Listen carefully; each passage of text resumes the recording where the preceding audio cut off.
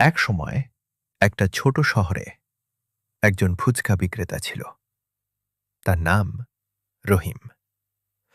সবকিছুই ছিল সাধারণ, কিন্তু একদিন অদ্ভুত কিছু ঘটল।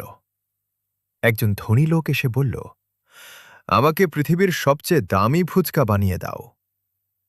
রহিম ভাবল, আর তারপর একটা পাগলাটে আইডিয়া। সে ফুচকার ভিতরে দিল সোনার পাত। হ্যাঁ, সত্যিকারের সোনা।